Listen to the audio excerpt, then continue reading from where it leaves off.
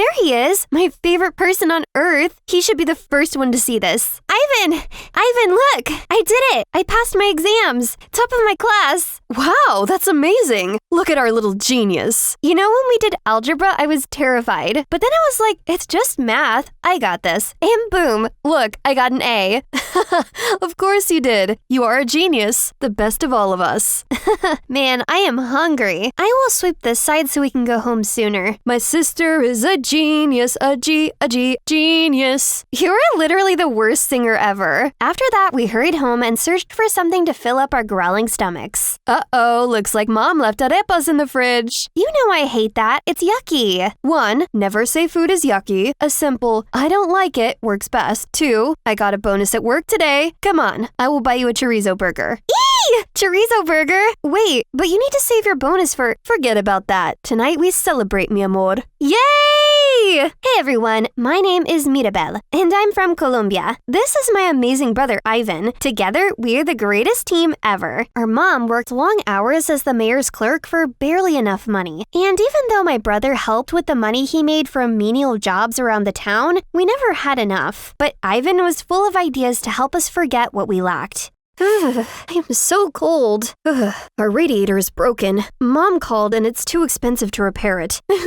I'm so sorry, guys. But if I pay for this, I don't know if we will have enough to eat. It's okay, Mom. I have an idea. Let's move all our beds to the kitchen and use the stove to stay warm. Mirabel, you always wanted to go camping, right? Today, we're going camping in the kitchen. Awesome! He always knows how to turn things around like that, even though our living conditions aren't all too great. But with Ivan around, it felt like nothing could go wrong until... Mira, the most exciting thing happened today. So while I was sweeping the streets in the city, this man in a suit came to me, and long story short, he wants to take me to be a model in America. What? America? That's so far away, Ivan. I know, but I am going to be a model, and that means I am going to be traveling all over the world. I am going to be like a bird, and after a while, I will take you guys to America as well. I'm happy for you, but I don't know what I would do without you. Oh, come on, genius. You can write me every week, and when I've earned enough, I will buy you a phone so we can video call all the time. You promise? I swear it on my life. Ivan left home a few weeks later, and from that day, life sucked. There was no one waiting for me at home after school every day. Mom had to start working even harder, and I was lonely and miserable. Every Saturday, I walked for 30 minutes to the post office, hoping to get letters from Ivan.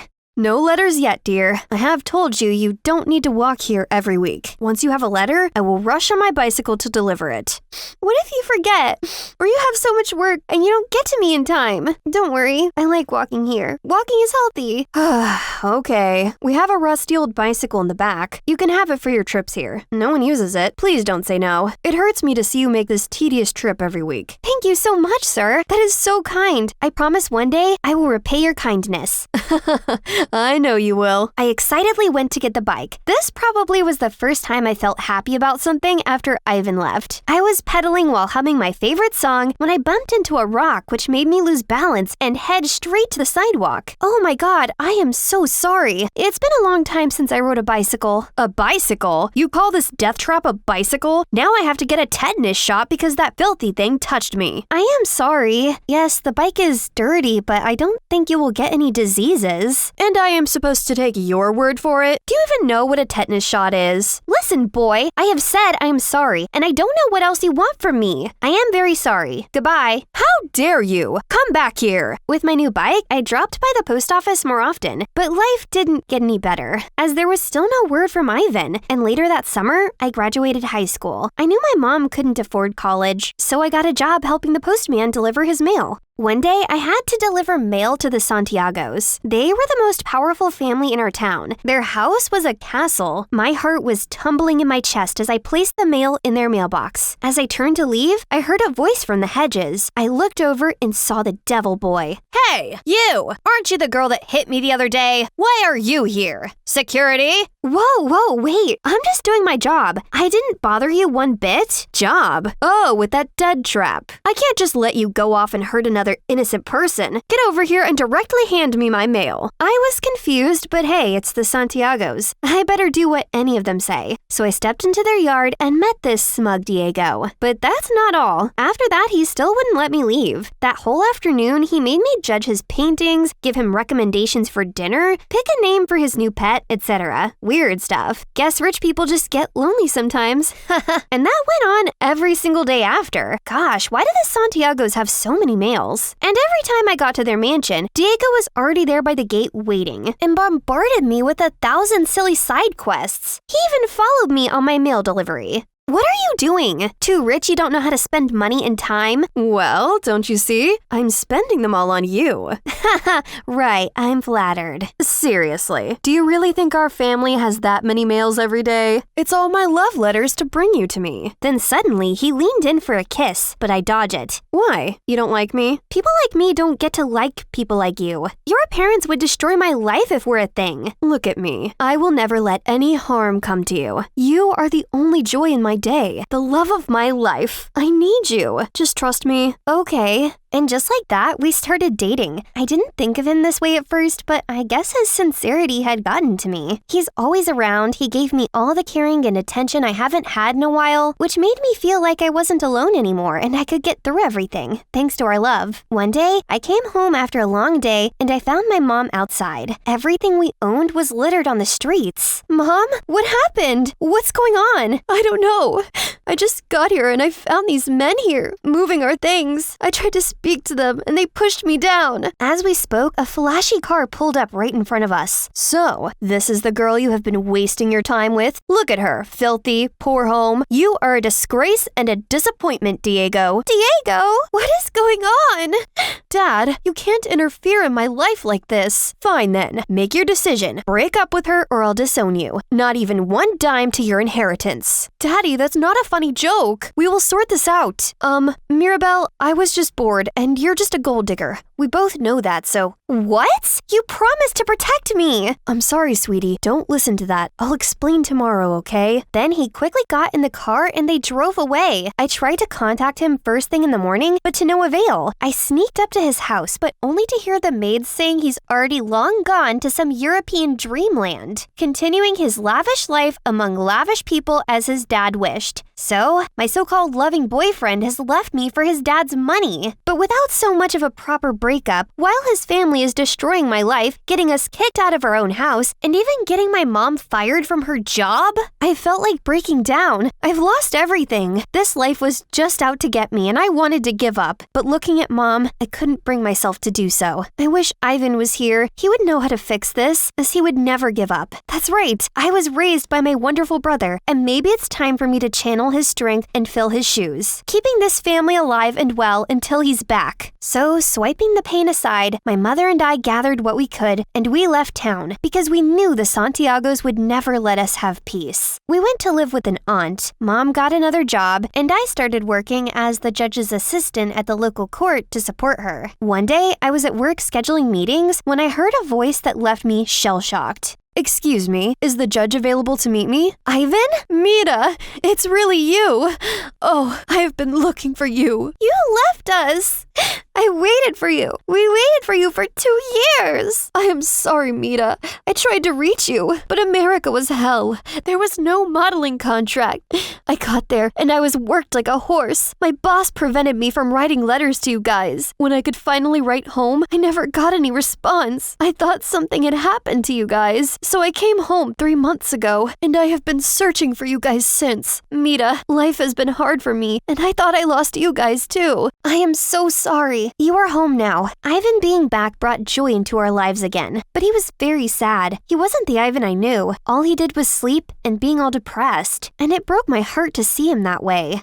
Ivan, you need to snap out of it. What am I supposed to do now? Go back to sweeping the streets or go back to America and start from zero? How do I know things would be different now? I have learned that if you want to make something happen, you have to do it yourself. Ivan, we are going to America. I was saving my salary to get a college degree, but we are going to use it to go to America. You are right. There's nothing for you here, and it's going to be different this time because you are going to have us. But what about you? You were supposed to go to college. Yes, but you are forgetting that I am a genius. I will always find a way to make it work. Okay, let's do it. America was different. Ivan actually got a modeling gig this time, and in 6 months, we were comfortable enough that my mom didn't need to work long hours. Everything was looking up. I applied for a national scholarship, which I won, and I got to go to law school. I graduated top of my class, and I can never forget the joy on my mother's and brother's faces when I read my valedictorian speech on graduation day.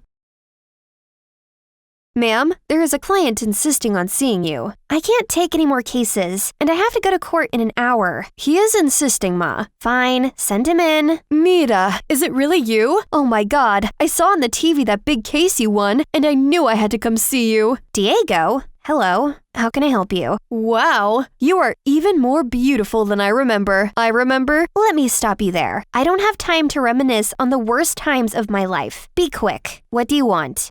Mirabel, you know I had to do what my dad wanted. He was going to disinherit me. I didn't want to hurt you. What do you want? Okay, my company, we are having an issue with taxes, and we need a good lawyer. Everyone is recommending you as the best in town. Please help me, for the old time's sake.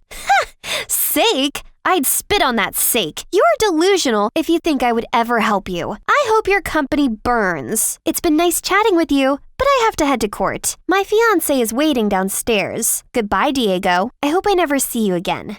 Hi, I'm Miley Cyrus. You've probably heard some of my songs like Wrecking Ball, The Climb, and Flowers from my latest chart-topping album, Endless Summer Vacation. Although my most loyal fans have known me since my Disney Channel days. This story isn't about me though. Today I'm narrating the life of a young star from the South, just like me. I'll tell you why later. For now, please like and subscribe. I know all about being famous at a young age, and trust me, no glory comes without blood, sweat, and tears, and Scarlett Spencer was no exception. Her journey to stardom began in a small town in Texas. Her mother passed away long ago. Still, she grew up happily with her dad who owned a little diner, and her baby sister Naomi. These two were polar opposites. The quiet, introverted Scarlett helped out at the diner, while Naomi, who was in high school, lived and breathed social media. Give me a phone, mine's out of juice. Man, this brick's been only to call and text for years. It should have something new. In case you still haven't figured it out, well, Naomi's creating an Instagram account under her sister's name to post pics. Give it back. I need it now. Naomi, I already said I don't like social media. What's with this photo and the Ritz-Carlton and ridiculous caption? We were just there for Dad's delivery. Relax. Everybody has a social media presence these days. That photo will get you tons of hearts and followers. Honestly, if my sister ever did that to me, she would have been 6 feet under by now. But Scarlett let Naomi off the hook, because to her, Naomi was her bestest friend, who she could tell everything to, while Scarlett was the best sister she could ask for. Naomi knew she'd never find anyone else who'd satisfy her every whim like that. They frequented this spot by the lake for a stroll, a jog, or simply pouring their hearts out. I want to go where culture is, like New York or LA. The only thing exciting in this town is probably a party bus that comes by every millennium. You're a big dreamer, and that's good, but isn't a peaceful and quiet life nice too? Bless their hearts. They have no idea what's in store for them, but it's really hard to imagine that their uneventful lives could change. All of a sudden, when their dad got in an accident and lost his job. With no relatives, the family was dealt the worst hand. Scarlett alone couldn't manage the diner, Dad's medical bill, as well as Naomi. Then one day, their dad set them down, looking seriously insistent. I know that this is a lot to take in, but your mother, she's still alive. This is her. What? We got divorced and cut all ties long ago. I never spoke of it 'cause it's too complicated. Now that your old man is in this situation, you should go to your mother and shouldn't have to suffer because of me. Both of them were too shocked to speak. Scarlett went to her room, the photo squeezed tightly in her hand. Is this really my mother? When are we leaving? What are you excited about? All we have is this address and her photo. What if she won't accept us as her daughters? She abandoned us all those years, remember? It's still worth a try. Do you know, I've lost count how many times I've wished for a mother, and then this happened, like a miracle. Scarlett tossed and turned all night because of what her father revealed just now, while Naomi thought long and hard about what she would wear. The next morning, the sisters got up early and went to the address on the note, which led them to a magnificent building, Elite Talent Management. They stepped inside with bewilderment written all over their faces. Excuse me, we're looking for Mrs. Athena Kinsley? Perfect timing. Miss Kinsley's here this week for our statewide audition. In fact, she's right behind you. They were both in awe to see a woman who exudes sophistication and confidence. Naomi rushed to her. "Excuse me, ma'am, are you Athena Kinsley?" The woman gracefully turned around, lowered her shades, and scanned them both from head to toe. "Hello, I'm Naomi Spencer, and this is my sister Scarlett. We, believe you're our mother. Does the name Joseph Spencer ring any bell to you? He's our dad. He told us to come find Mom. You." That was awkward, but they got a reaction out of the Ice Queen. She was shooketh, but quickly regained composure. "You two, come with me. Clear my schedule." The girls followed her with uncertainty. When they reached the elevator, everyone inside immediately got out. Some of them even bowed to her. During the elevator ride, Scarlett and Naomi looked at each other in confusion about this lady who's supposedly their mother. Athena got down to business as soon as the door closed. "I thought your father wanted you to forget that I existed. But here you are. Start talking." While Scarlett talked, Naomi looked around Athena's office with great excitement. Her eyes lit up when she saw a photo of Athena with Beyoncé. Did you work with Beyoncé? Yes, she's still one of my clients. Miley Cyrus, Jennifer Lawrence, Britney Spears. I've worked with all of them. Surprise! The truth's finally out. I actually agreed to tell this story to return a favor Athena did for me when I parted ways with Disney. Rough times, but totally worth it. Okay, continue. As I was saying, Dad needs physical therapy and a private nurse, but we can afford neither. He needs your help. Mom? This is the first time we've spoken in so long, and you're just asking for money? I'm afraid it can't be that easy. Really? This is our father, your ex-husband. Jeez, why did I even bother coming here asking the person who abandoned us for help? Naomi, we're leaving. Sit down. I didn't say no, but I won't hand you a huge bag of cash for nothing. Instead, you can work for it. You do have a pretty face and quite a feisty character, and I have everything you'd need to get far in this business. How does that sound? That took a turn, but Naomi was even more surprised than I am. Why isn't Mom asking her, but only her sister? Her introverted anti-social media sister? No thanks. I want a nice breezy life and zero limelight. We'll figure something out. Without you! On their way home, Naomi kept nagging Scarlett for refusing a once-in-a-lifetime opportunity. She left us! That was the first time we met after so long, yet she didn't fake a smile and even try to exploit us. Can't you see that? No! You assume she abandoned us. Dad kept her a secret all these years, so we must have lied about that too. Mom's offer is a win-win deal. Don't you see how respected she is? Despite seeing Naomi's point, Scarlett was still stubborn. The way I see it, they don't have much time to argue, because right at that moment, their dad was having a heart attack. Luckily, the girls arrived home right on time and brought him to the ER. After hours in the ICU, his condition became stable, but needed further observation. Scarlett's face got paler with every word the doctor said about her father's treatment. I'm no accountant, but this bunch of hospital bills surely sounds bad. Sis, Mom's offer still stands. Do something before it's too late.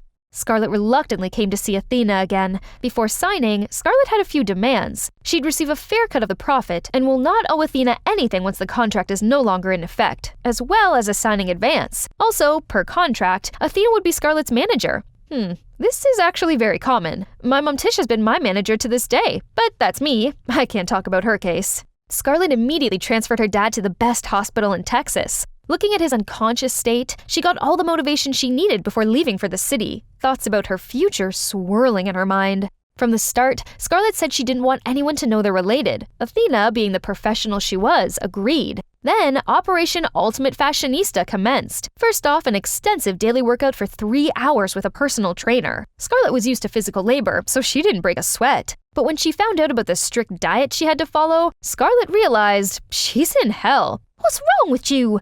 You make me work out but don't let me eat? Silly girl. Don't you know the camera's at 10 pounds? You'll look like a manatee in your photos unless you lose weight. Almost forgot. Scarlett moved into Athena's mansion for her private training, while Naomi stayed home for school. At the moment, Scarlett was lonely on an empty stomach. I can understand how she's feeling, because I went through the same ordeal when I started touring at age 13. Scarlett decided to sneak out in the middle of the night to search for food. However, Athena was one step ahead and already locked the pantry. Hey, sis, you caught me in the middle of my midnight supper. Oh my God, this food is bussin'.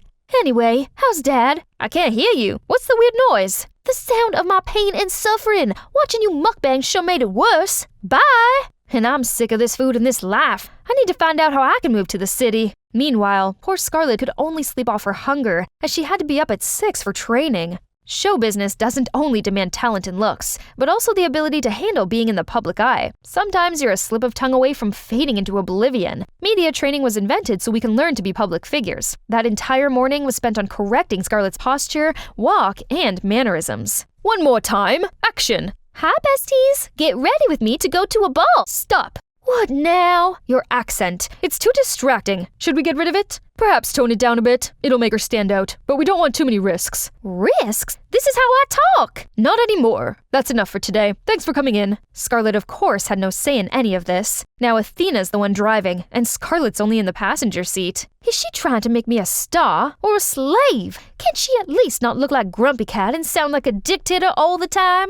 Geez, I have to learn strange stuff and change so much about myself. There's nothing wrong with my waiter accent. What's all this for? Sis, everyone who wants to be famous has to learn everything you just said. And the people Mom works with are all big names in the industry. So cool. Mom? To her, I only exist during business hours. I'm sure she wants the best for you. How about this? Ask her if I could come live with you. I could be your mediator. The responsible big sister side of Scarlett thought that's not a great idea, but the lonely teenager in her was craving some company. So she asked and got Athena's approval right away. Naomi coming here is like returning to her natural habitat. This is amazing. Thanks, Mom. I can't wait to see this city. I don't have time to show you around. But here, take a cab and buy yourself something. Is it just me, or does she seem to get along much better with Mom? I totally see it too, Scarlett. When Scarlett's image became much more marketable, Athena got her first ever fashion photo shoot. But since this was Scarlett's first time modeling, she struggled the whole day, but couldn't seem to have any good shots. Let's try again.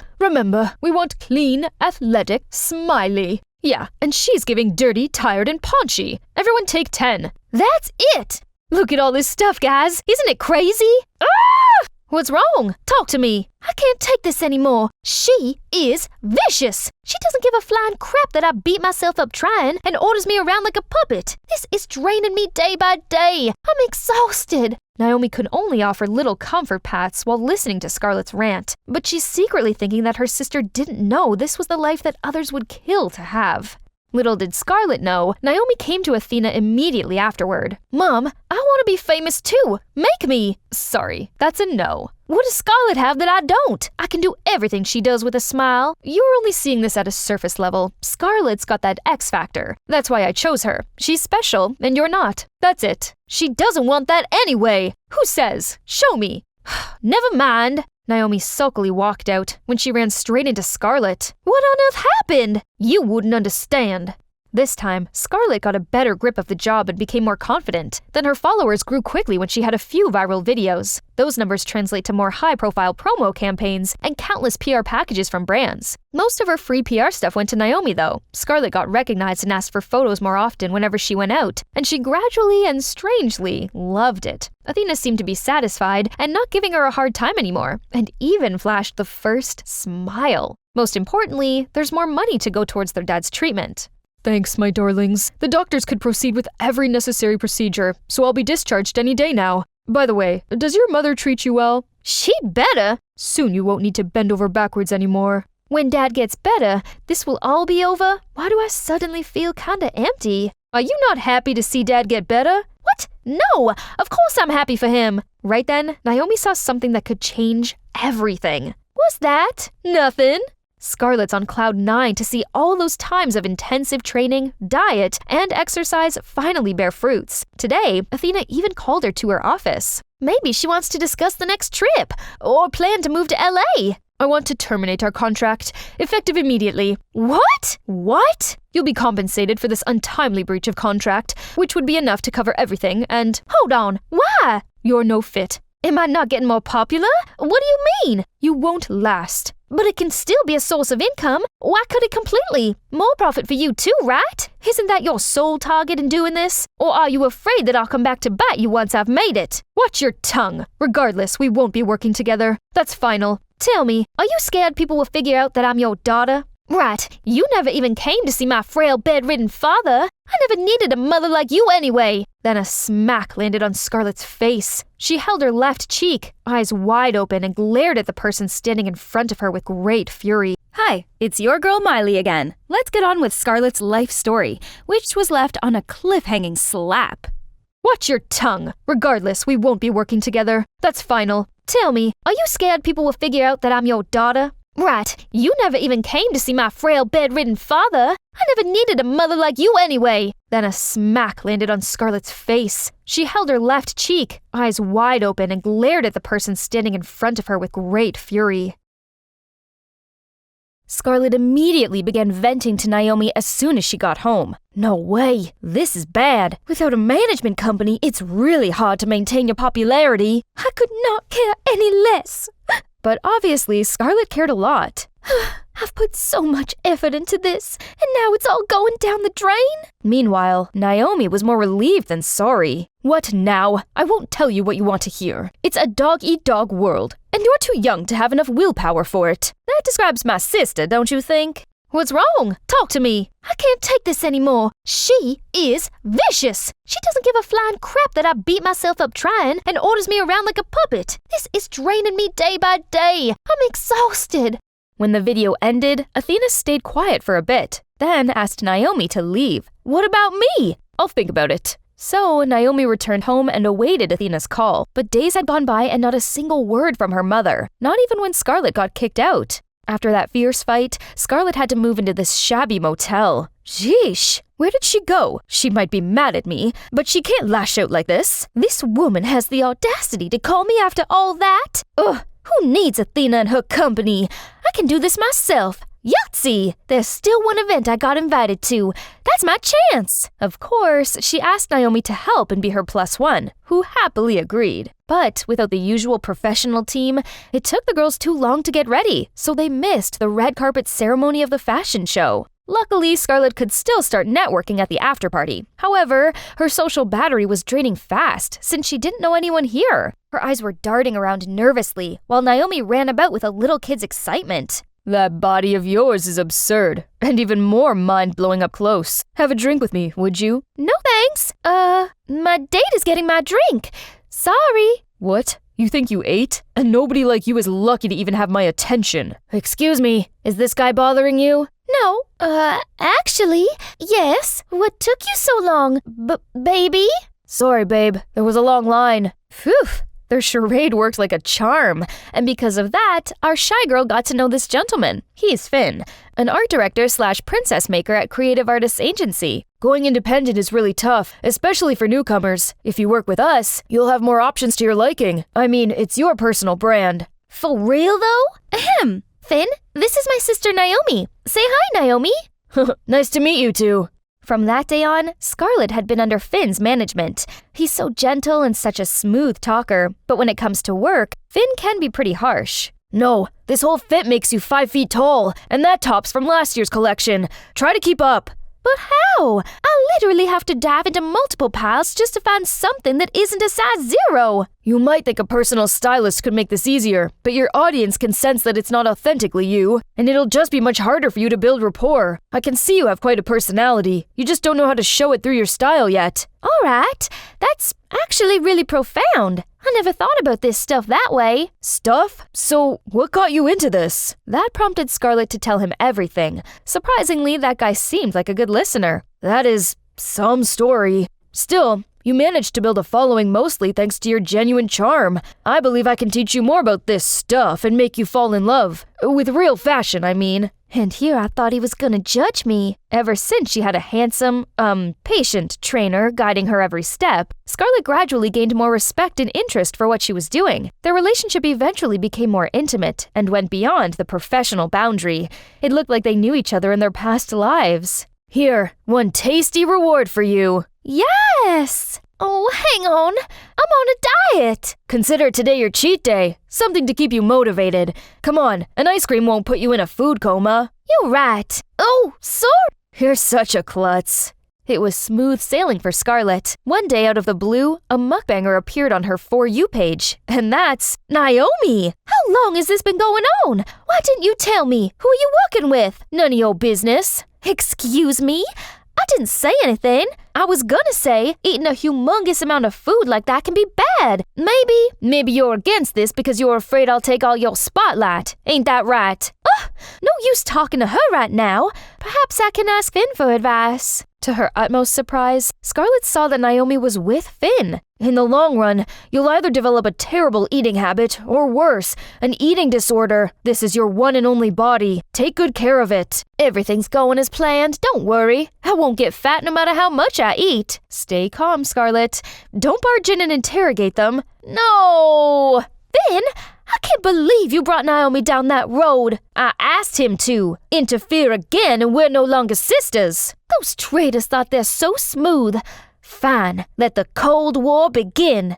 On the other hand, Finn tried to make amends, but to no avail. I didn't have the chance to explain myself. Scarlett's emotional state took a nosedive, while Naomi's mukbang channel blew up. Needless to say, she was absolutely delighted. See, I am on Scarlett's level.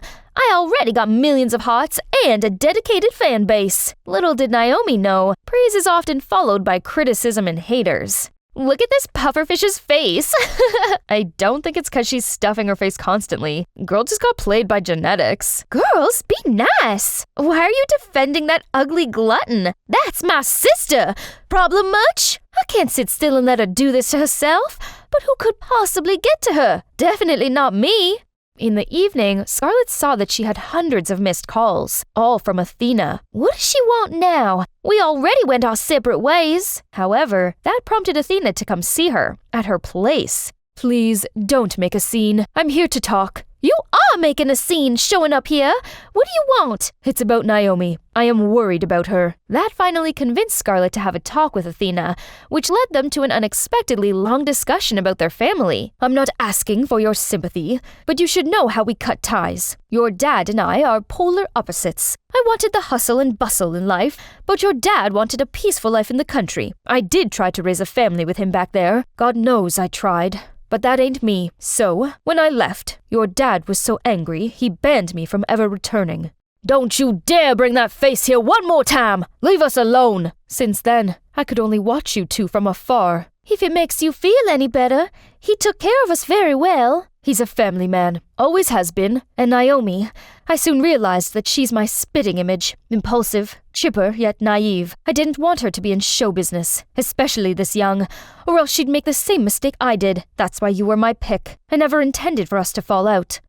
I truly wanted a wealthy life for you, and I thought I could train you into a star like I did every other girl. So when I heard you say how exhausted and trapped you felt living with me, I decided to end it as well as your suffering. What? When did I tell you that? Actually, Naomi told me. You're not supposed to know this. Oh, turns out her action that day was triggered by Naomi. Did my sister do that because she was looking out for me and simply thought I wouldn't tell Mom myself? Or was there any hidden motive? I'll have to find out myself. If we didn't have this heart-to-heart today, our feud might go on forever. Come to think of it, her iciness could have been the product of the cold, harsh show business. Their mother-daughter talk went on till dawn. Scarlett also told her that she hated this job at first, but slowly warmed up to it, and now wanted to commit to it, which made Athena really happy. At the same time, Naomi's videos gained more viewership as well as so many hate comments she couldn't ignore. Anyone reading such remarks about themselves would more or less be upset. Sensitive Naomi got a panic attack. Right at that moment, Scarlett stepped into her room, realized what was happening, and hurried over to catch Naomi. Then she put her in a fetal position. A few minutes later, Naomi calmed down. Feeling any better? Yes, I can breathe normally now. Thank you. Then stop your monkey business this instant! I talked to Mum. She said you're not ready to be an influencer, and I agree with her. Do you have anything to say for yourself? Mom doesn't know me. She didn't raise me or help me become famous, and now she's getting you on her side to go against me? I thought the same. Until we spoke, we misunderstood her, Naomi. And you, still worried about me stealing your thunder? We'll see who's more famous and rich. I've had enough of you. Naomi's reaction was so scary.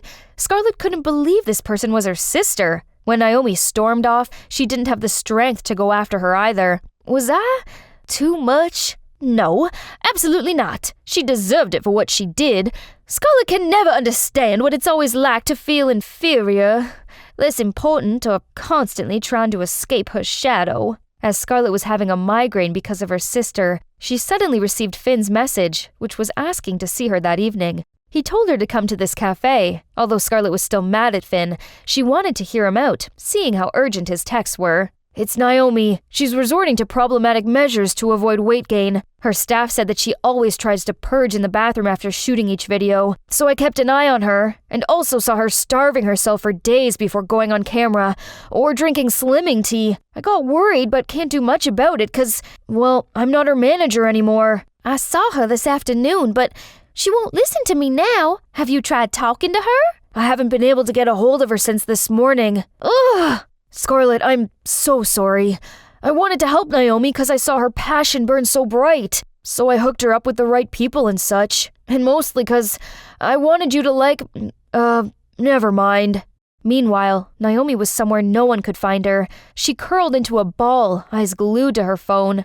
I'm such a big fat loser. Right then, Scarlett's phone got a text message.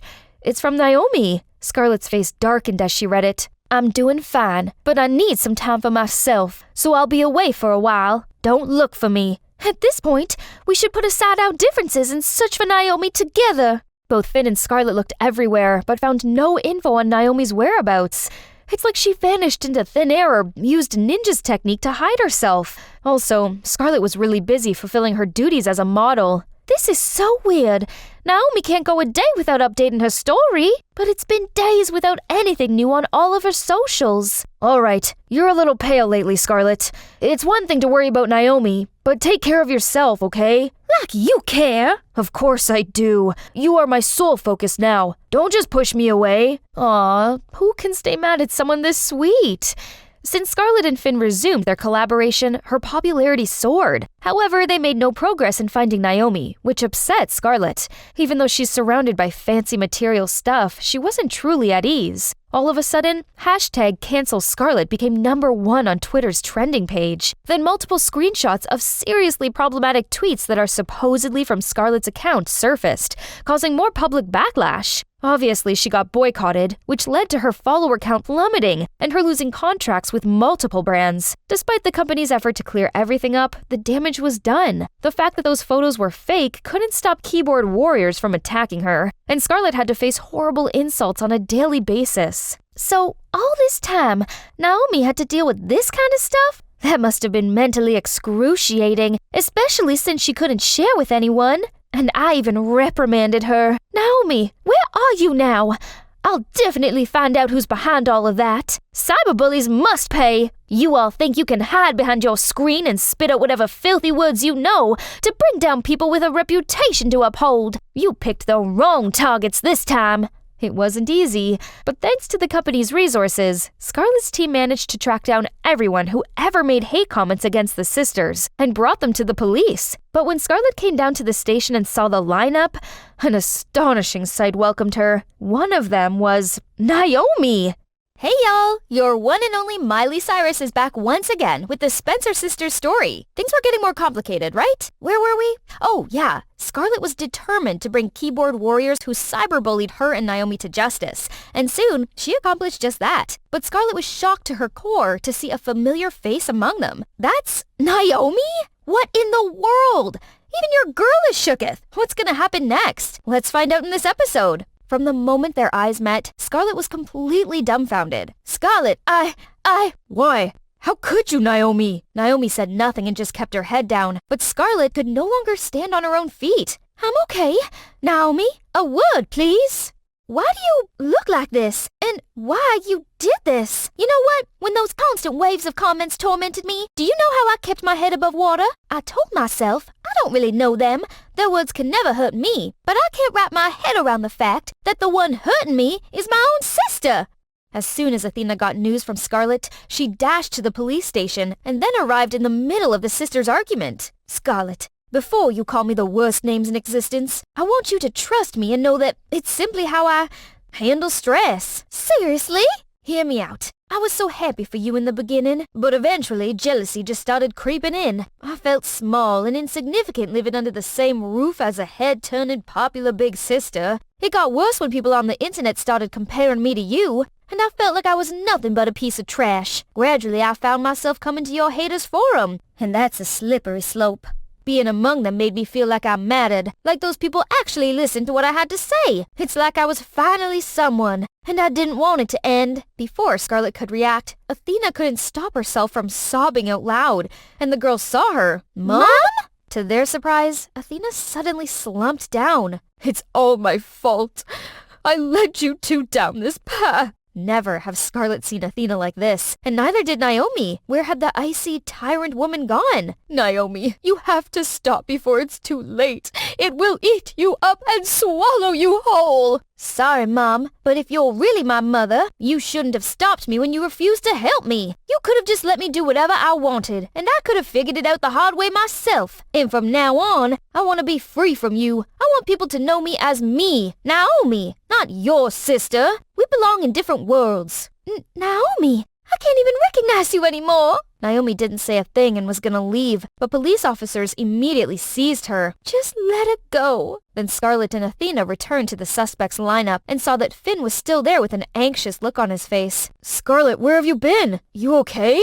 Scarlett couldn't hold her anger any longer and screamed at the lineup. See how you've ruined our lives? Happy now? You carelessly threw around that bone-crushing, hateful language just for fun and never paid those on the other end any mind. Now you'll face my wrath. You're Athena Kingsley of Elite Talent Management, aren't you? Why you... Oh, yeah, I am... My mother. Come again? Yeah, she's my mother. Don't act so surprised. Mom, this is Finn, my agency's creative director. I'll go with her. Get home safe, okay? Wait here. I'll get the car. While waiting for Scarlett, Athena and Finn had a little chat. It's a pleasure to meet the famous Ms. Kingsley. I've heard great things about you. Oh, you've made quite a name for yourself as well, Mr. Finn Simpson. Well, that would be exaggerating. I see the way you look at Scarlett. I can tell there's something bubbling under it. She might look like a tough cookie, but she's my sweet, sensitive girl. Treat her well, or I'll crush you into a fine powder and scatter it on Mount Oblivion. You hear me?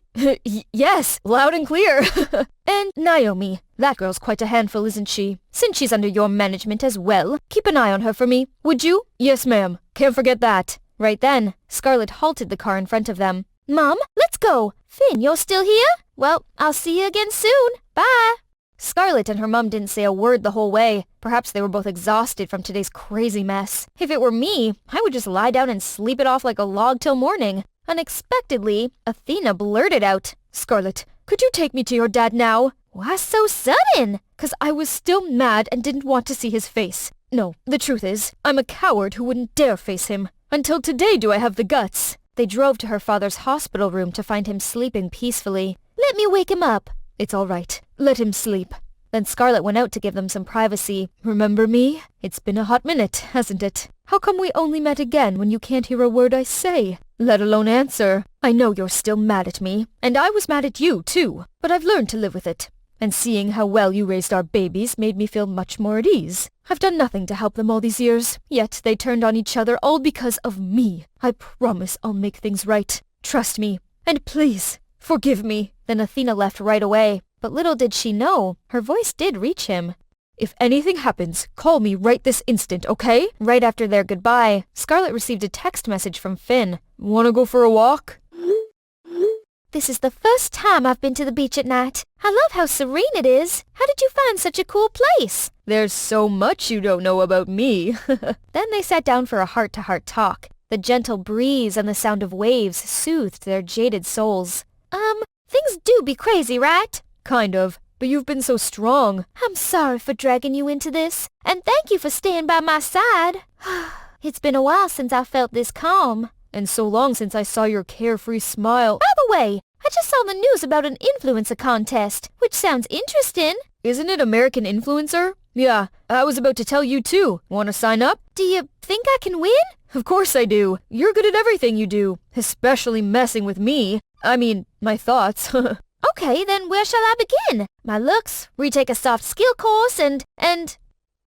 Enough about work, okay? Scarlett was taken aback, then went with the flow. They gave each other the sweetest kiss ever. The golden moonlight shining on the shimmering sea made the night even more romantic. Okay, guys, you've seen enough movies to know what's happening. Shall we talk about Naomi a bit? After the incident at the police station, she had a mental breakdown for a week straight and isolated herself from the rest. She lived like a zombie in her own apocalypse till one day, I've dwelled in misery long enough. This calls for a rebirth. Let the best version of me be born. And so she entered her transformation era, invigorated and ready. She even chopped off her long hair and went through minor plastic surgery to add some highlights to her face. I got the sort of perfect looks down.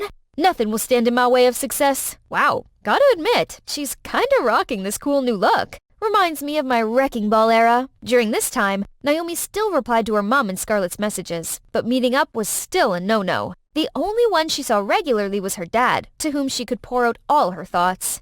I'm much better now. You don't have to come so often anymore. This much back and forth is gonna wear you out. It's what I want to do. Anyway, I'll be a bit busy this time around, so I actually can't see you as much. Please rest up so you can come home and celebrate my accomplishments. All right, you betcha. Better get going then. Don't make them wait. As soon as Naomi left, Mr. Spencer's smile disappeared. His expression was of pure agony. Maybe he's not doing as well as we thought.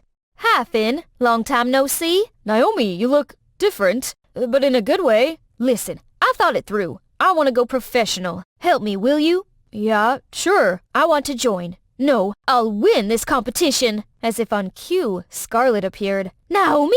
Oh, Scarlett, perfect timing. Naomi, featuring her brand new appearance, is back. Do you know how worried I am? Come on, she must have her own reason. Truce? By the way, Scarlett, have you decided on the influencer contest? Naomi is in it too. The stage is all yours, ladies. She's joining too? No, two sisters competing against each other in the same competition at this time is like kicking off the Third World War. No thanks, I'm not interested anymore. Losing interest all of a sudden? I want to compete fair and square with you. So put away that patronizing attitude. I don't need it. No, I don't. I just... Fine, watch me. Come on, relax. You both win, okay? Scarlett and Naomi exchanged sulky looks, but can't hold it for long before bursting out laughing for no reason.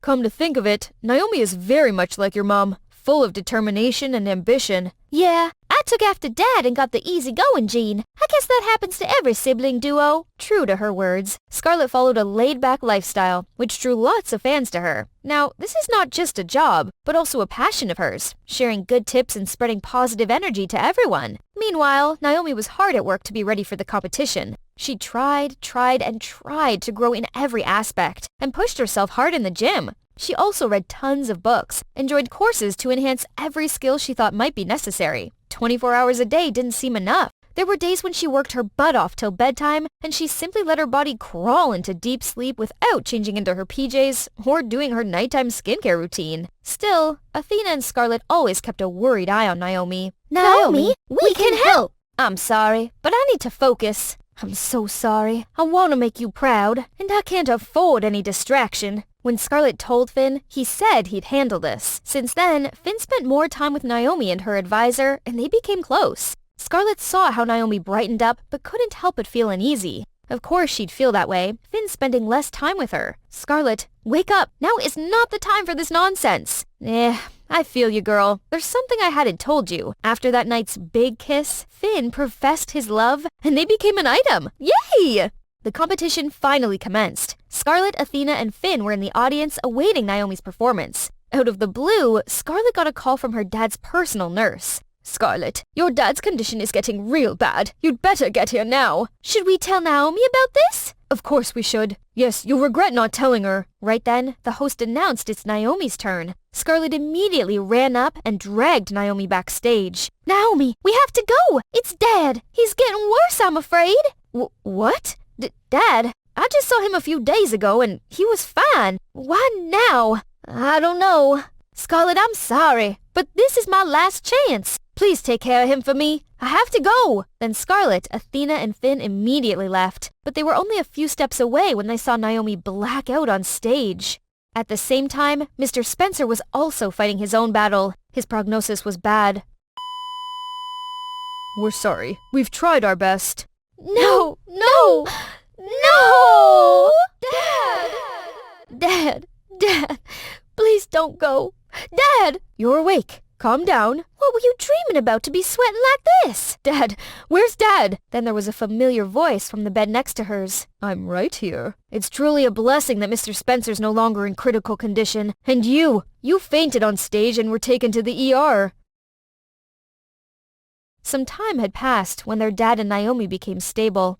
I couldn't remember the last time we went here together. I still remember how much I hated this place, but now I think it's grown on me. I can kinda appreciate it now. Why did you suddenly want to go home and leave everything behind? I've always wanted to make something of myself, so I chased after something I didn't really understand like crazy. The moment I saw Dad left us for heaven, I felt dead on the inside. Even though it was just a dream, I can now look back and safely say I was wrong all this time. You know, to me, being in show business means creating values for your audience. Fame is sort of a byproduct, not the end result. Being famous feels almost unreal, like a fever dream. Those who flatter us today might turn their back on us the next day. Only familial love will remain till the end, unconditionally.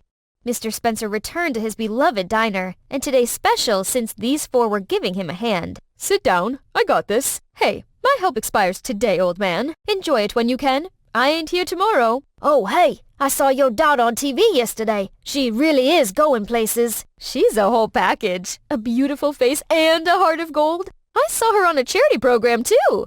Scarlett was still shining bright in her own way. You're actually looking at the receiver of the Influencer of the Year award. But now, she's got another loyal fan for herself. Alright, that's about it, folks. Phew, just telling you guys this story gave me a spinning headache. Luckily, everyone has their own happy ending. Scarlett and Finn are getting engaged next month. Oops, that's not in the script. Shh, I didn't tell you nothing. Being famous seems great and all. But remember, don't let it control you. Comment below if you want to see me in another episode. Mwahs!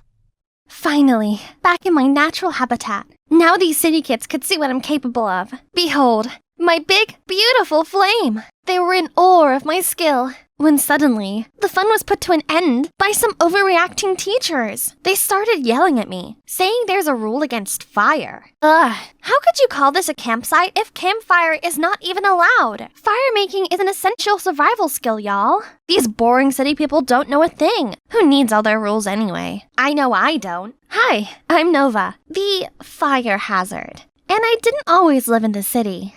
I spent the first 14 years of my life on the road. Our family used to travel the country in our RV. We never stayed any place more than a couple of months. We foraged for food and slept under the stars. But my world was flipped upside down when my parents decided to divorce. My mom wanted to settle down, and my dad would continue life on the road. I begged to go with Dad, but Mom had custody of me. I'd love to stay with you, my little birdie, but I have to go. No cage can hold me for too long. At that moment, I promised myself I would break free and spread my wings too.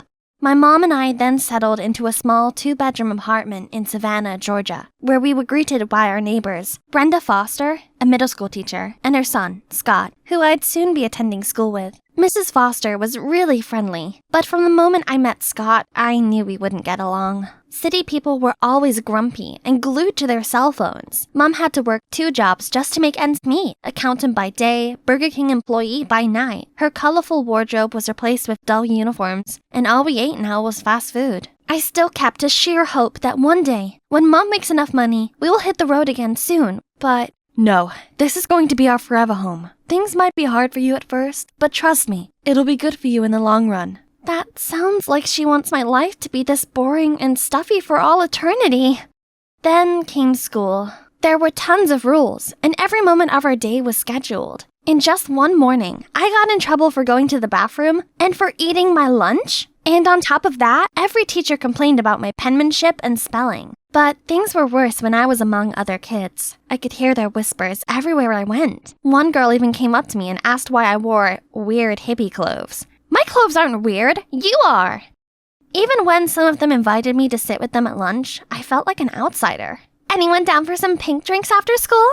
Not me. I'm saving up for the Eras tour. Count me in! I'm entering my pink girl era. None of these words they say makes any sense to me. Finally, they asked about my old life. Well, we didn't have to eat this junk. We can get fresh vegetables by the road. And I know how to skin roadkills. And every day we tried many different fruits and fungi. But be careful, a simple mushroom could kill you. But by that point, I noticed they were either speechless or as pale as a ghost. Did I say something wrong? Every school day was a blur of confusing subjects. But today was my first music lesson, and I was so excited to finally do something I was good at. When the music teacher, Mr. Shapiro, asked if anyone wanted to perform for the class, I sprung up from my seat, ready to go. I confidently sang my favorite song, but halfway through, Mr. Shapiro interrupted me. We're learning classical music. That style is called reggae, which we don't teach here. Nova's a hippy-dippy weirdo. The whole class erupted into laughter. What did I do? Ugh, Scott! I was so gonna give him a taste of my rosewood guitar, but everyone held me back. In the end, Mr. Shapiro said he'd be talking with our moms after school. Scott and his mom had already left before my mom came. Mr. Shapiro told her that I was a violent hothead who always dressed inappropriately. I waited for my mom to defend me, but she simply apologized. I'll talk to her about this later. Please excuse her behavior. She has never been to school before. Who was this woman and what had she done to my mother? Later, I told my mom how terrible school was. The constant staring and teasing, the way that everyone seemed to be a little afraid of me. Contrary to my expectations, she told me I should try harder to blend in, and she even had bought me normal clothes for school. Mom, clothes are my self-expression. I'm not changing just to fit in. What happened to you? Didn't you teach me to be myself? I did, but now I need you to blend in so you can make friends. I had to leave before bursting into tears. I couldn't stay in the stuffy apartment any longer, so I went out the window, climbed down the fire escape, and just ran away. But at one point, I realized I didn't know where to go, so I wandered around until I bumped into the Fosters, who insisted on walking me back home. Strangely, Scott seemed less annoying now, and kept looking awkwardly at me the whole way home. My mom was clearly surprised to see me when she opened the door. I felt like a joke, because she hasn't even noticed my rebellious great escape. I couldn't sleep that night. After thinking it over, I came to the conclusion that I could get my old life back if I found my dad. If only I knew how. The next morning at school, I went looking for the tools I needed to find my dad. Compass, flashlight, map. Scott? What are you up to in there? You first. I wanted to apologize for what happened in music class yesterday. Your turn. I'm gathering what I need to go find my dad, and there's nothing you can do to stop me. Stop you? It looks like you need help. Those things may have helped you hundreds of years ago, but these days we just use the internet. I didn't want Scott's help, but maybe he was right. I had no clue where to start, and I could hardly even figure out how to use my cell phone. Maybe I need a little help to learn about the internet. Follow me. Scott spent that afternoon teaching me the basics of the internet. He also asked about my old life, and I found myself telling him everything. All the things I missed and hated about this new life. To my surprise, he was understanding. His mother was a single mom too, and it had been years since he heard from his father. After that day, I thought I hated him a bit less. About a week later, I felt like I was ready to start my search. Little did I know, Googling my dad's name would give me literally millions of results. I was about to give up when I saw some people looking for their dogs. That just gave me an idea. I printed as many flyers as the library would allow, and spent the next day putting them up around the neighborhood. I was surprised by a strange phone number. Hello? Yeah, hi. I just saw a clueless hippie wandering around and I think they matched the description you provided. I was over the moon by how quick I got a response. But then I saw Scott, half a block away, grinning at me with a cell phone in his hand. That internet thing you taught me is useless. Finding people is not that fast, even with the internet. Your best bet would be the database at the police station. Are you sure you... I didn't need to hear any more words and immediately flagged down a police car passing by. Over here, officer! The officer pulled over and rolled down his window. Morning, sir. Please take us to the station. What are you kids doing? Where are your parents? Well, I'm looking for my dad. I heard the officer speak into his intercom, saying he was bringing a lost child back to the station. Well, that's not what I meant, but whatever does the job, I guess. As he led me into the back of the car, I remembered. Sir, he's with me. Should we bring him too? Correction, 2 lost kids. Scott was obviously stunned as the police officer escorted us into his car. It's hilarious! Of course, I need my sidekick with me to help me find that database thingy. Shortly after arriving at the station, the officer left the room to get us some water. As soon as the door closed behind him, I sprung into action. I had to look in every corner, but Scott wasn't helping. Come help me. Where could that database thingy be in this room? What? No, dummy, it's in here. Then he jumped to the computer and did some clicking. Type your dad's name here. Keep an eye out. In an instant, a file with my dad's info came up. I printed it out and sprinted home before the ink could dry. My heart was pounding as I dialed my dad's number. Hey, yo! Dad, it's so good to hear your voice. Who is this? It's me, Dad! Complete silence on the other end. Did I call the wrong number? It's me? Nova? Nova! Glad to hear from you. Guess what, kid? I've been up to all kinds of adventures. Then he talked to me about his amazing trips that I would have loved to be on. Then I asked where he was so I could go find him. I live in the moment, my little birdie. I go where the road takes me. Please, Dad, let me tag along. Okay, meet me at the exit of the interstate at 10 p.m. tomorrow. He ended the call before I could say anything else. I felt the sudden urge to cry for some reason. They must be happy tears. I was finally seeing my dad again. But how could I get there? Maybe my sidekick Scott could help me. If he had made it back from the police station. Oopsies! I ran to Scott's apartment, and to my surprise, he answered the door. Hey, how did you get home? Once I explained to the officer that you were just a little eccentric, he let me go. I'm sorry I left you there. I wasn't really thinking. Oh, I spoke to my dad, and he's picking me up tomorrow night. So, I need your help to get to the highway. The highway? What kind of parent asks his 14-year-old to meet him at the highway at night? Did he even ask you how you were doing? Or your mom? He clearly doesn't care at all. Wait, yeah, he really didn't ask. But Dad probably was just busy. We can talk all about it tomorrow when we meet anyway. How dare Scott think ill of him?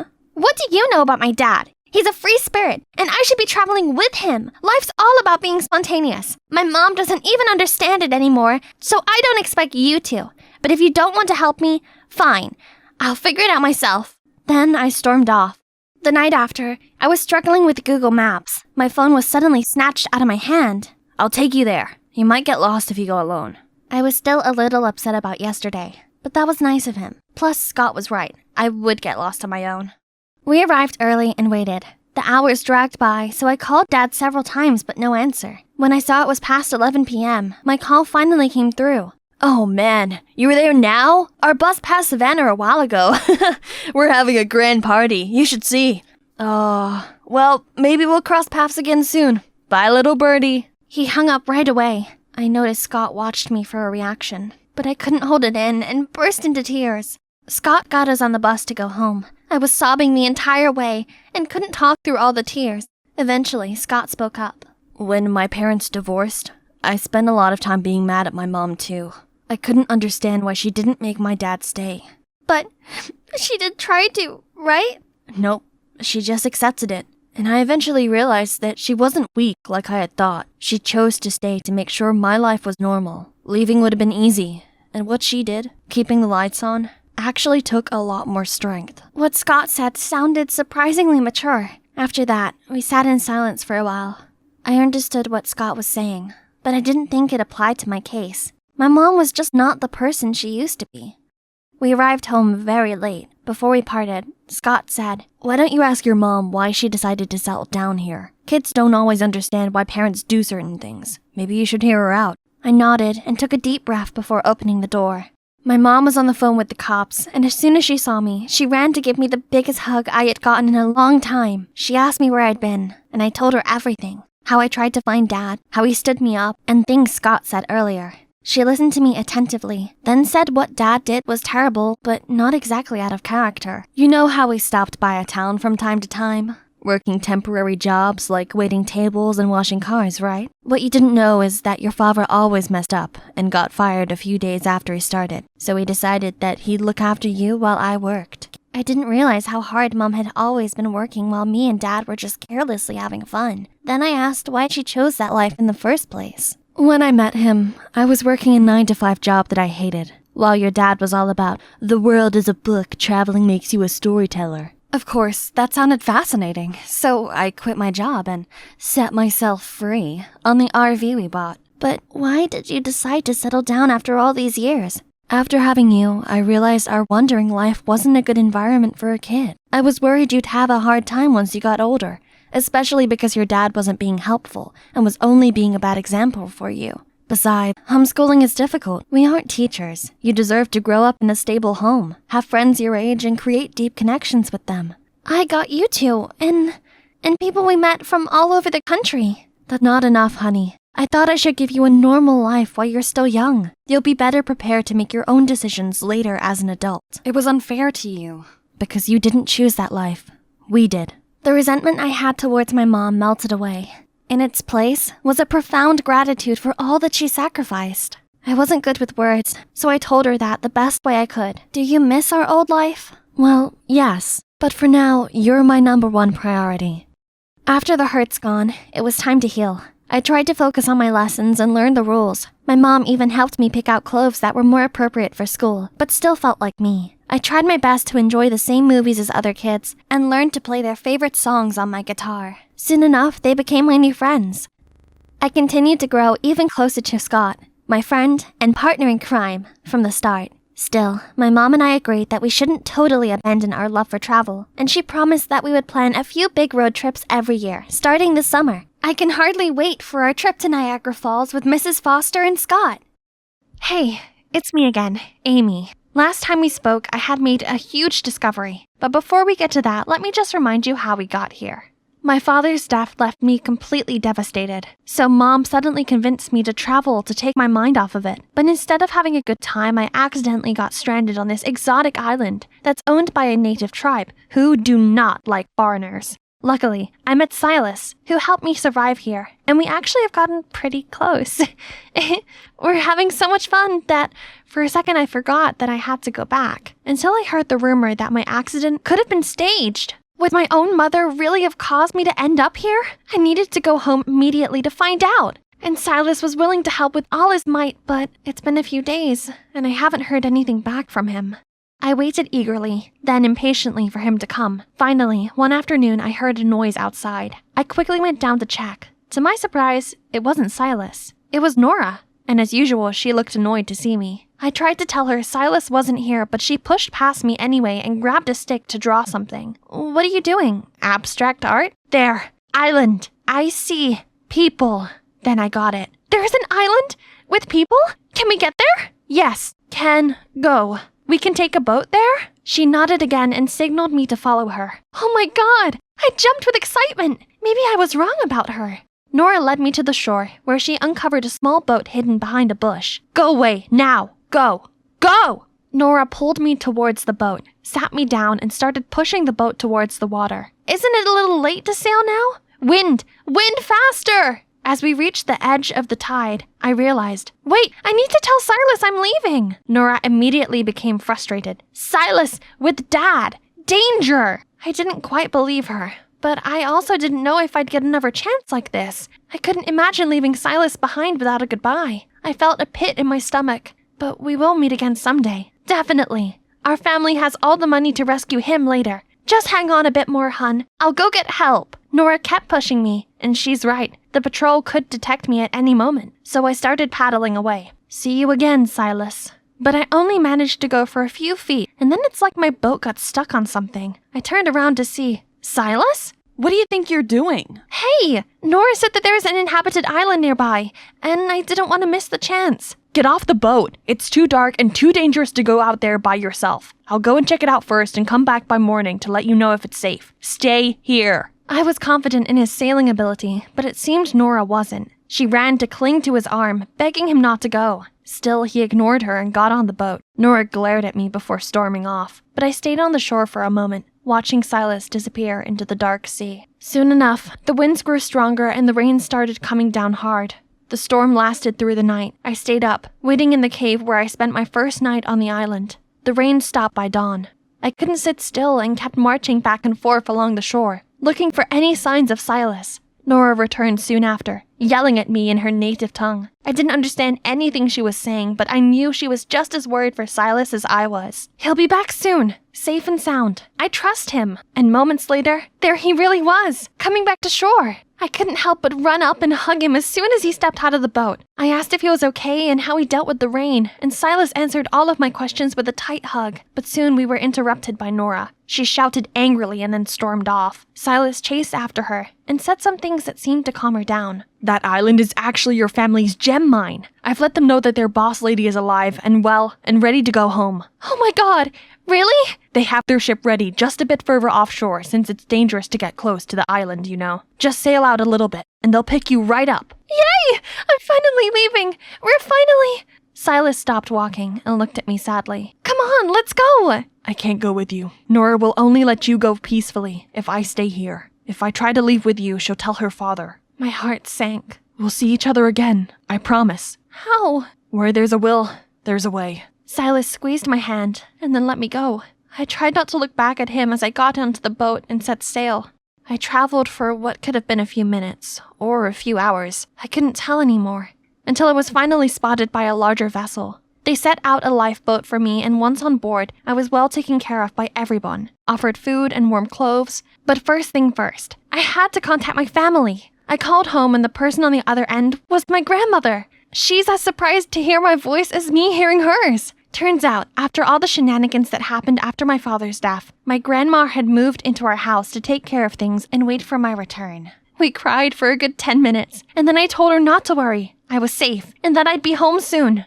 When I got home, Grandma, Nanny Emma, and my sister Brianna rushed to greet me. As my sister hugged me tightly, I realized how much I had truly missed them, and also realized that my mom was really nowhere to be seen. No one made any mention of her in any way. I worked up the nerve to ask my grandma about her.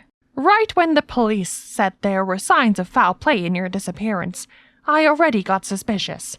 Then when Emma said it was your mother who suggested you go there and play those silly games, I immediately kicked her out. People are truly full of surprises. Do you really think Mom was masterminding all this? She was really trying to get both of you. Brianna was lucky she forgot her passport. Don't be glum, dear. You still have me, and Brianna and Emma, too. We all love you and care about you very much. Now, go have some rest.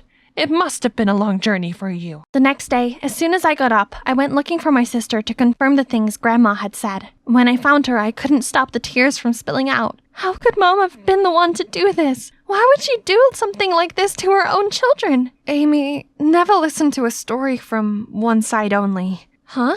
Do you know something I don't know? Just don't jump into conclusions yet. She then excused herself to work and hurriedly left before I could ask anything else. I kept thinking about what Brianna said, but couldn't come up with any other speculation. As I passed my parents' room, I noticed a box sitting outside the door. It's full of my mother's belongings. Nanny Emma is probably packing my mom's stuff out of here. Something in the box caught my eye. I opened it up and found that it was a photo album of me since I was a kid. And next to each picture is some love notes. This is definitely my mom's handwriting. My eyes landed on a photo of myself playing the piano, and my mother wrote, "Sweet Pea playing my favorite song." She meant so well, but I was always the ungrateful, rebellious one. Was that why she stopped loving me? Did I do anything that terrible for her to want me gone? I suddenly missed her. I found myself taking the photo up to the piano room, someplace I've never gone voluntarily. But as I reached for the doorknob, I heard voices coming from the inside. I peeked through the ajar door. Stop it! It's lucky enough that you didn't get caught. Just get out of here before it's too late. And throw all of my effort in vain? No way! My plan was going so well. How on earth could she survive? So, plan B. You need to secure that spot in the board of directors before Amy gets in the way, and I'll take care of the rest. But, oh God, them? They were behind all this? That night, I waited until I had everyone together to make an exciting announcement. Tomorrow, I'm officially going to start working for the company. I've been working on a proposal to pitch to the board of directors to gain their approval. That's wonderful, dear. Don't you think you need some sort of rest, sweetheart? You went through a big ordeal, and I'm ready. I'm totally fine. Well, Brianna will also be returning to the company, and I'm glad I'll be able to help her out. The more hands, the better. I'm so glad you want to join the company. Later that evening, Nanny came into my room with a warm glass of milk. Oh, Emma, you always take such good care of me. Well, tomorrow's going to be a big day, and you need to get a good night's rest. Thank you. Finish your milk before it gets cold, sweetie. Good night. I hugged the warm milk glass and smiled at her as she walked out. Okay, one last revision and then I'll go prepare my outfit for tomorrow. But my eyes, so tired. Suddenly, I was woken up by a sound at the door. Then it slowly opened, followed by footsteps. Someone is walking towards me. She's looking for my documents. Aha! Time to wrap up your play, Emma. Oh, sweetie, go to sleep properly in bed. I'll help you tidy up. Cut the act, you witch. What do you think you're going to find here? My presentation for tomorrow? Joke's on you. It's a trap. But the milk, you've drank it all. You mean the glass of milk flavored hypnotic? I've poured it down the drain. Sorry. Suddenly felt lactose intolerant. Bold of you to think you can fool me in my own house. I've seen everything. But why do you want to take me down that bad? Emma, aren't we? Because my daughter, Brianna, deserves this company more than you. Before I could even process that information, Emma was rushing towards me holding a chloroform-soaked rag. Just as she backed me into a corner, the door flew open. My grandma and Brianna rushed in, followed by the police, who restrained Emma right away. Brianna ran over yelling, "I told you I didn't want any part in your schemes. I would never, ever hurt my sister." Brianna? Did you know she was your real mother already? Not until after Mom was gone. Then Emma told me everything. Sensing my confusion, Brianna explained that Emma had a fling with our father many years ago, but he wouldn't marry her because of her lesser status. She was already pregnant with Brianna at the time, so our father allowed her to stay as a nanny. When my mom married our dad, she only knew that Brianna was her husband's stepchild. I'm sorry I didn't come clean sooner. I didn't know what to do, because I didn't realize how far she was willing to go. But when I saw her messing with your drink, I knew that I needed to at least warn you. Thank you for always being on my side and telling the truth now. It must have been even harder for you to process all these. But don't worry, we can still make this right. Emma was trying to explain away her crimes as the police escorted her away in handcuffs. They assured us justice would be served. We got in touch with Mom, and by morning she was back home. After some more crying and apologizing and explaining and hugging, everything was as close to normal as it could be. I admitted that I didn't want the responsibility of running the company, but there was something I did want. I wanted to return to the Gem Island and oversee the exploration of the new mines. What I didn't say was the reason I really wanted to return. He was all I could think about as I embarked on my journey back to the island. We took a big boat as far as we could, before I needed to board a paddle boat to remain undetected once we reached native territory. Before I knew it, the island appeared on the horizon. My heart fluttered as I paddled faster and faster, waiting for the moment I could finally see Silas again. I was so focused on the land ahead that I didn't see the huge wave coming up from behind and overturned my boat. When I opened my eyes, I once again thought I was dead. This time, it was because the first thing I saw was an angel's face. Silas? Amy, Hi. I told you we'd see each other again. But my moment in heaven was interrupted by the tribe's return. We were surrounded by the natives hollering and pounding their spears into the ground. A man angrier and more distinctively dressed than the rest stepped forward. This must be the chief. He shouted something to the others, and they grew quiet. He shouted some more, and all of their spears were pointed at me and Silas. I looked up at Silas. His face didn't change. He hugged me even tighter. Just when I thought the end was near, I heard a familiar voice. Nora was standing in between us and her father, shouting desperately. The chief's expression softened, and after some discussion between them, the chief gave another order, which made Silas very surprised.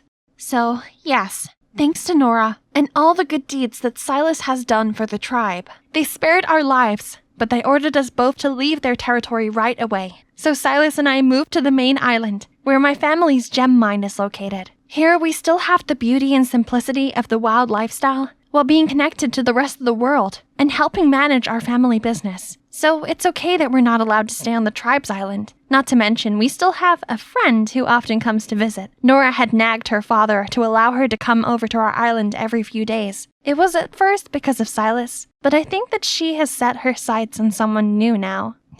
Not every day a girl outside the aerospace community like me could attend this creative science festival thingy, but here I was, all thanks to my genius boyfriend Mike, who just got accepted into MIT's aerospace engineering program. This is all really interesting. So great that Mike brought me here. Hey, you ruined my project. Who are you? Sorry, I'm Mike's... Mike? I can't believe he's talking to another girl when his girlfriend is in trouble here. The girl followed Mike and immediately fixed the model I just broke. Such an unfortunate brain behind her flashy clothes. Shh, keep it down. She's Mike's girlfriend. Really? Our valedictorian is into airheads? Huh? I thought Mike and Liana were a thing. Liana, the pretty girl who just fixed a freaking spacecraft model in a split second, is being paired with my boyfriend?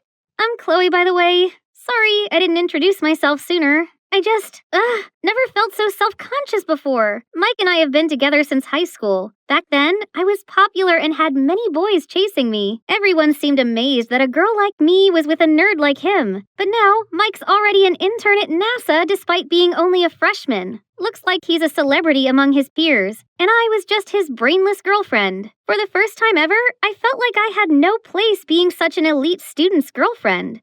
I couldn't stop thinking about what happened at the science festival, so I decided to talk about it in my talk show, Bubble Buzz. Although I didn't show my face, I had heaps of listeners, and every time the show was on, they flooded my comments section with excitement. Welcome back, my friends. So today's topic is, can a person's heart change when they go to college? I have a friend, Sally. She's been with her boyfriend for 2 years, 10 months, and 21 days. But now he's gone to college in another state, living among new friends and new girls. Should she be worried that she'll become old news? Obviously, out of sight, out of mind. Your friend should dump him before he does. No matter how good a relationship is, it can't escape the 3-year curse. The 3-year thing is real. All high school romances are doomed in the real world. Mike and I had been together for almost 3 years. Was this 3-year curse really hitting us? Every comment seemed to believe it, while user Twinkle Star seemed to think this whole curse was silly. Curses don't exist. Relationships aren't easy. Both partners have to be willing to make an effort in their long-term relationship. 2 years or 10 years, it's irrelevant. Why does someone as serious as Twinkle Star listen to my show anyway? Since my early days hosting the show, this person always comments with confusing and boring quotes. I'm sure the curse was not a silly thing at all. Whether it was my 3-year friendship with my first best friend Ella, or my parents divorcing after 3 years of marriage, the 3-year milestone was real. Actually, I do know one couple who beat the curse. They're my grandparents. Grandpa's rather a cold and reserved person who only had eyes for his wife. So I asked Grandma what the secret to their successful relationship was. First, be grateful for your partner and not take love for granted. Second, know him better than you know yourself. Third, learn to forgive and apologize. Was that it? That wasn't exactly helpful. Our relationship was in a life or death situation and I needed to really do something. Right that moment, someone appeared in the kitchen and I couldn't believe it. My sister Mindy. I hadn't seen her in ages since she moved out with Dad. I explained my fears to Mindy and she seemed to understand exactly why I was so concerned. Don't worry, sis. I'll stay here for a while so I can help you two overcome this curse and reignite your passion. First of all, as Mike's the biggest nerd I know, you need to appear more academic. Taking Mindy's advice, I gave myself this academia aesthetic, then went to see Mike at the amusement park. Oh look, there he is. Huh? Chloe? You look different. Since when did you wear glasses? I've, always worn them, Mike. You must not have noticed. I stayed up late last night to watch a physics documentary. Now it's time to impress Mike with my knowledge about how water fountains actually work without electricity and run solely on gravity. How the fat in ice cream impacts the freezing point, and I could taste the fat droplets. And how G-force and inertia were taken into account when mechanics made roller coasters for the thrill. But he didn't seem impressed at all. Chloe, you're not yourself today. Are you okay? I'm not okay. I've been wiggling my foot at you for ages, but you never noticed my undone laces. You didn't let me try your ice cream first, as you always do, and you didn't notice the effort I put into learning all this sciencey stuff for you. I'm sorry. I have this big project on my mind, and... Mike Jenkins, you've changed. The Mike I know and love was attentive and wouldn't let me walk around with untied shoes. You don't love me anymore. It all got too much for me, so I hurried off. Well, as quickly as I could with my shoelaces flailing. As soon as I got home, I phoned Mindy and told her everything. I was so lucky to have my big sis. OMG, he did what? It sounds like he just doesn't care about you anymore. Do you think? Maybe he was just... No, if he cared, he would have come after you. Instead, he let you walk on dangerous sneakers. Mindy was right. Mike grew cold on me. This 3-year curse was real. Now what should I do? There's only one thing. You'll have to test him. I've been sitting here for the past hour and Mike hasn't... Here he comes. This was Mindy's idea. Faking a car malfunction and calling Mike for help. Wow, you're so good. I'd still be stranded here alone without you. You could have asked someone else or called a garage. There wasn't even anything wrong with... It doesn't matter. But you're my boyfriend. Yes, your very busy boyfriend who lives in a different state. Anyway, I got a dash, and we'll have to take a rain check on next week. I have a lot on my plate. Then Mike left, leaving me more afraid of losing him than ever. As if he just left. His new environment changed him even more than I thought. Chloe, you have to infiltrate his space now before you lose him forever. So I went sneaking into Mike's dorm room and transformed it from nerdy to romantic chic. I hear footsteps. I better hide. I can't wait for him to see it. There's Mike, but, Who's with him? Oh, wow. Romantic much? Then the other person started taking their clothes off. I leaped out of the closet ready to tackle this man-stealer to the ground, but hold on a second. That's actually a man, Mike's roommate, Gus. Chloe, what are you doing here? I'm sorry. I just wanted to surprise you and ask you to come on a date with me today, tomorrow, whenever you're free. I told you I'm busy this week. I have an inspection tomorrow. So, you mean I'm bothering you? You don't need me anymore? Here, you can use my ID card and go with Mike to the inspection. Make it a hot date. That's very kind of you. Thank you so much. One way or another, my infiltration mission was a success. Hee. The next day, I came to this technical area with Mike and just stuck to him, not knowing what else I was supposed to do. Chloe, don't touch anything, okay? Mike, there you are. You have to come and see this. She dragged him off, and did she just smirk at me? Ugh! What an awful pick-me girl. She was obviously trying to separate us. No way was I gonna let her get away with that. I'd show them all that I deserved to be with him. While Liana's by herself walking around with a VR headset, I came to tell her to keep her hands off my boyfriend. Oh, there you are. Stay away from Mike. Little do you know that he has a girlfriend. You're just a clingy airhead that he's too polite to break up with. I'm the perfect girl for him, not you. I'm the most influential radio host on social media, and a third wheel like you call me an airhead? I'll make sure everyone knows what a horrible person you are. Really, so scary. As if I'll be worried about those pathetic gossip girls. How dare she? I pushed her, and suddenly, smash! Her headset broke into pieces on the floor. Oh no, Mike told me not to touch anything.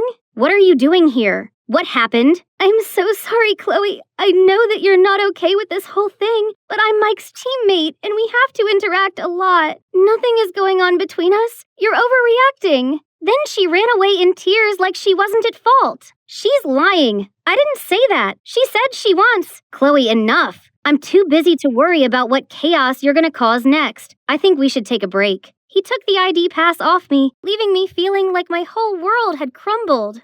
After crying an ocean of tears, I decided to make this right. I threw away my ego and texted him first, but before I hit send, I received a message from Mike saying he was sorry and we would have a trip to celebrate our 3-year anniversary. This meant we weren't over and the curse wasn't true. Ooh, I needed to figure out which outfits to bring. I got everything packed and ready for our vacation of a lifetime. It was gonna be so romantic. But all of a sudden, Liana rushed to us and flung her arms around Mike. My pet dog, Nova, she's passed away. I can't be alone right now. I'd rather die. That lying party pooper. Poor Mike didn't know what to say, so she just jumped in the back seat without my permission. No problem. The more, the merrier. I'll invite my sister to join us too. Mindy proved to be super useful, always interjecting whenever Liana approached Mike. But Liana just became more and more shameless. She glued herself to Mike and had the audacity to lie down next to him, like I was invisible, and even ate his ice cream. Worse still, my oblivious boyfriend didn't seem bothered at all. She's more cunning than I thought. You need to step up your game. It was such a beautiful night, but that third wheel Liana was buzzing around Mike like a mosquito. Then she started talking about physics stuff, and now he's so caught up in their conversation, I may as well have disappeared. How could I make Liana see Mike loves me, not her? Well, I wasn't sure if he loves me anymore. Chloe, you long for attention so badly you're willing to hurt yourself. She's already hurt because of you. This is her special 3-year anniversary, and you invited yourself like how you've always wormed your way in. I bet you don't even have a dog. I diverted my gaze from a fake crying Liana to a confused-looking Mike. Chloe, what are you trying to do? I'm worried you've lost your passion for me because we're at the 3-year mark. We have different interests, and I can't help but feel insecure about us. If you keep acting like this, well, I just don't know. I've been thinking about our future too, and I've decided it's time for us to... Oh, no, this isn't happening. I think I'm pregnant. We got back 2 days ago, and Mike still hadn't contacted me. This curse had caught up with me, and I lost him for good. I just wish I hadn't lied about the baby. Then maybe our breakup wouldn't have been so awkward. This called for retail therapy. I stepped outside and saw Mike with a massive suitcase. Chloe, I've abandoned the project and dropped out of college. I'm going to take care of you. Both of you. Mike scurried around the house to make it pregnant woman friendly. He threw out all junk food, coffee, and even mayonnaise. Also, my high heels were packed away, and Mozart was played everywhere in the house. Apparently, it'll make the baby a genius. We were going to have the perfect, happy family life. But when I went to my room to get my laptop for my next radio show, I couldn't find it anywhere. I asked Mike and he said, "I packed it up with your high heels, makeup, books, and put them all in storage. You don't need any distractions. Just me, you, and the baby from now on. No more radio, studying, or friends. We can have a bunch of kids and grow old in this house." What? This wasn't what I wanted. Neither of us should have boring, unfulfilling lives or give up our dreams, right? I might not have my laptop, but I still had my phone. Welcome back. Today's topic is my friend Sally again. She lied about being pregnant so her boyfriend wouldn't leave her. Should she keep lying or tell the truth? This time, Twinkle Star appeared again. I know she's always been a brave girl who isn't afraid of admitting her own faults and correcting her mistakes. She should tell her boyfriend the truth and explain how much she loves him. Sounds oddly specific. Who's this person? Actually, Bubble Buzz, we know each other. Before I could ask him anything else, Twinkle Star went offline. Whoever that was, I think they were right. So I went downstairs to talk to Mike, only he wasn't there. Instead, Mindy jumped out of nowhere holding a pregnancy test and a bottle of Coke. I just need to dunk this in here and the plus sign will show up clear as day in case Mike has any doubt about the baby. No need to. I'm going to tell him the truth. Are you sure about that? What if Mike gets mad? I stopped and thought about it. No, as scary as it was, I couldn't do this anymore. I was looking out for Mike by telling him the truth. Where was he? He had to be around here somewhere. Liana, why was she here with Mike? Mike, I'm sorry, but Chloe's not pregnant. She admitted on her radio show. You deserve to be with someone who wouldn't make up such awful lies. Someone like me. Oh no! I lost the chance to tell him firsthand. Now Mike would never talk to me ever again. Chloe, wait! I couldn't turn around and bear the disappointment in his eyes. I couldn't blame anyone, any third wheel or curse for destroying my relationship. Hey there, I know this is an unscheduled show, but I wanted to talk to y'all. That girl I talked about yesterday, Sally, well, she's me. I faked being pregnant to keep my relationship, but my boyfriend hates me now. I was so terrified of this 3-year curse that I became this jealous monster. Mike even dropped out because of me. I'm so selfish for expecting him to spend every minute of his day with me. He needs his own life too. We both do. It's the time apart that makes our time together more exciting. And our love more passionate. Now we've broken up and it's all my fault. I stopped to catch my breath. Who told you I wanted to break up? Didn't you say you thought carefully about our future and made a decision? You know what? After all your silly shenanigans, including faking your pregnancy, I'm still madly in love with you. So the decision I made was, Chloe Ruth Evanson, you're crazy, kooky, and one of a kind. I can't stand the thought of not having you in my life. Will you marry me? Yes? But, Mike, after our engagement, you should continue your studies, projects, internship, and whatnot. You don't have to stay by my side all the time. What? I thought you'd like that. We can be together all day and make enough babies for a soccer team, right? Relax, I'm just kidding. I knew you were lying about the baby all along. Your grandpa told me. Turns out, Twinkle Star was none other than my grandpa, who saw that I needed some guidance and tried to give me objective advice. Mike only went along with the lie to tease me. Who knew my nerdy boyfriend could be so playful? Or should I say, my fiancé?